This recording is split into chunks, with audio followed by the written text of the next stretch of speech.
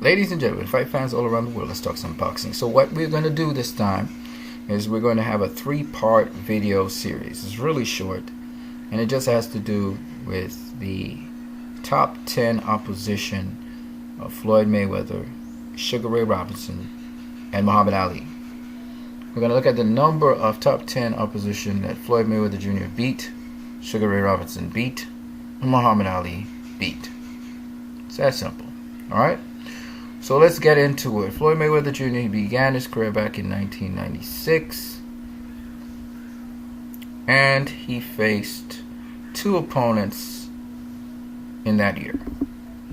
It was Roberto Apodaca and Reggie Saunders. We're going to use, of course, the Ring Magazine. The Ring Magazine gives you annual ratings by year, and you can look at it by a division. So in the year 1996, we would be looking at the ratings of fighters coming out of the year 1995.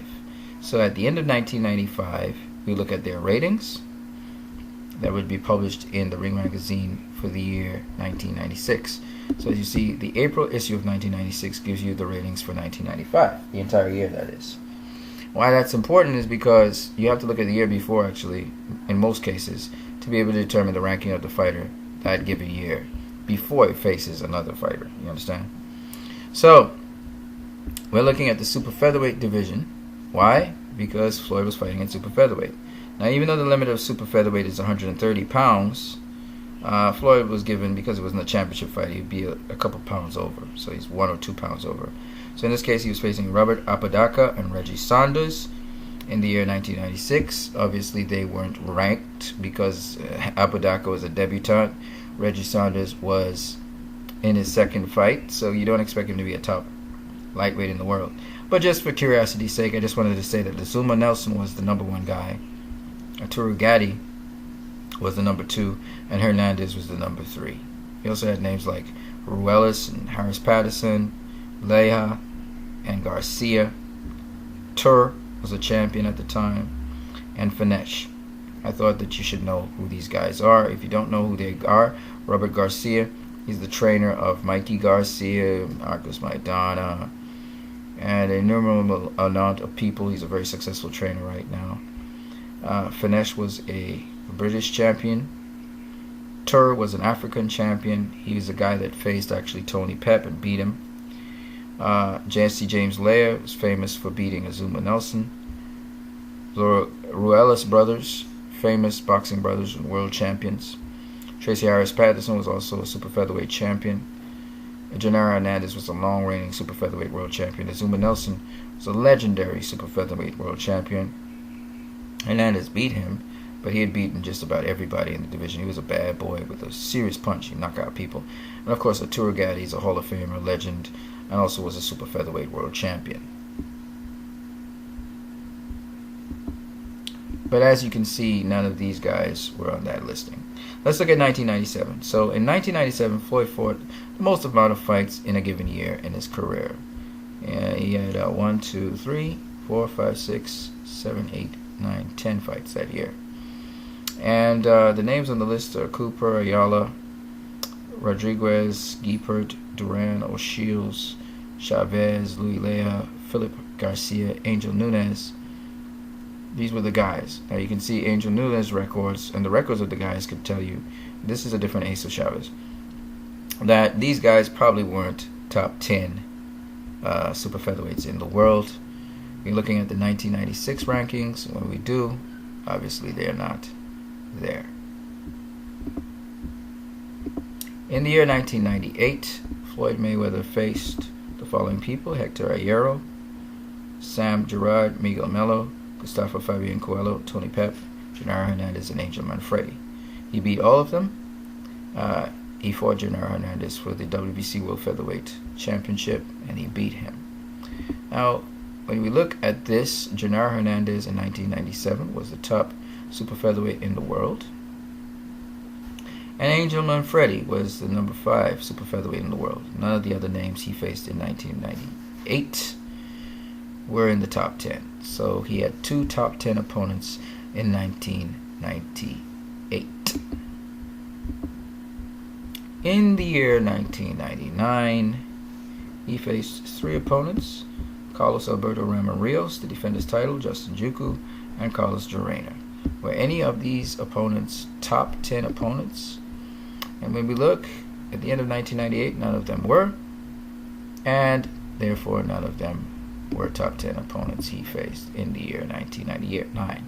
In the year 2000, he faced 2 opponents: Gregorio Vargas. That was March of that year. He seems as though he had a long break because of a hand injury, and he came back to fight Emmanuel Augustus, but at lightweight, as you can see here. This was not a title match. And he stopped Emmanuel Augustus in the 9th round of that 10-rounder. It was a pretty tough fight for him coming back. Even so, were any of these guys in the top 10 rankings? Let's see. When you look at the end of 1999, which would be the beginning of 2000, only Gregorio Vargas, also known as Goyo Vargas, was in the top 10. Okay, so that brings the total to 3. Okay, 3 super featherweights were in the top 10 when Floyd faced them. In the year 2001, he faced Diego Corrales, Carlos Hernandez, and Jesus Chavez, as you can see here. They were all at super featherweight, defended super featherweight title. And in 2001, Diego Corrales was a top 10 super featherweight in the world, and so was Jesus Chavez. So he now brings the total to the 5 top 10 opponents he faced at super featherweight, and that was the end of his super featherweight career. At lightweight, he faced Jose Luis Castillo in 2002. That was the only guy he faced. So when we look at lightweight, Jose Luis Castillo was the #1 lightweight in the world at the end of 2001. He faced him twice. So Castillo was another top 10 opponent. That brings our total to 6. In the year 2003, he faced 2 opponents, Philip Endu and Victoriano Sosa. Were either of these guys top 10 opponents at lightweight or even at super featherweight? And the answer is Philip Endu was 1, so that's number 7. 7 top 10 opponents Mayweather faced. And in the year 2004, he only faced 1 guy, DeMarcus Corley, and this was at, as you can see here, super lightweight. So we look at super lightweight, also known as junior welterweight, and there's DeMarcus Corley. Alright, he was a top 10 junior welterweight. That brings us to 8. 2005, he fought 3 fights, 2 at super lightweight and 1 at welterweight. So he faced Henry Brussels and Arturo Gatti, and then he faced Shambe Mitchell, okay, who was at welterweight at the time he faced him, maybe moved up to welterweight. So when we look at that, let's see how many of them were in the top 10. So there we are. Arturo Gatti was 1, that's 9. Shambe Mitchell is another, that's 10. That's about it.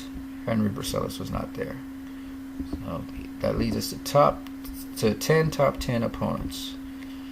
In 2006, he faced Zab Judah Carlos Baldomir. And so in 2006, Zab Judah was the lineal champion. That's 11. And Carlos Baldomir was also in the top 10. That's 12 top 10 opponents he faced by the year 2006. 2007, he faced Ricky Hatton and Oscar De La Hoya. And in 2007, Oscar De La Hoya was a junior middleweight. He was the number 6 junior middleweight in the world. That brings us to 13. Ricky Hatton was the number 1 junior welterweight in the world. That's 14 top 10 opponents. And then in 2009, so we have to skip 2008. In the year 2009, he faced Juan Manuel Marquez. Juan Manuel Marquez was the top lightweight in the world. So that brings us to 13. And then in 2010, he faced Shane Mosley, who in my opinion, as I said before, was the top welterweight in the world. So that's 14. He went on to face Victor Ortiz in 2011. Victor Ortiz. Here, he's not mentioned at the end of 2010 as the top welterweight in the world. He actually beat Andre Berto in 2011. So, Victor Ortiz is actually one to add, which would be 15, but we'll leave him out. He's not mentioned here. Okay? Just remember, Victor Ortiz can be added to the list. Miguel Cotto in 2012. 2012, Miguel Cotto was the #1 junior middleweight in the world. That brings our total to 15.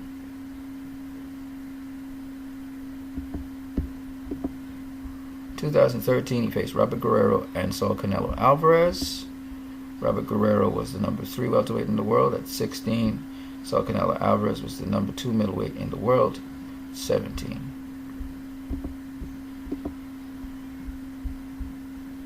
Then faced Marcos Maidana twice in 2014. So in 2014, Marcos Maidana was the #9 welterweight in the world. That brings our total to 18. And he faced Manny Pacquiao. Manny Pacquiao, in 2015, Manny Pacquiao was the #1 ranked contender in the welterweight division. That's 19. Remember, you should include Victor Ortiz because Victor Ortiz beat Andre Berto at the beginning of 2000, I believe, and 2011, sorry. He beat Berto, so he took Berto's spot. So he was also another one. That makes it 20. So Mayweather basically faced 20 top 10 opponents in his entire career. 20 of them. Okay, as ranked by the Ring magazine. Andre Berto was not a top 10 opponent at the time of the Ring. Okay, we'll compare that. And he didn't just face them, he also beat them, right? He beat 20 top 10 opponents. Alright, let's move on to Sugar Ray Robinson. We'll look at him next. So check the next video for that one.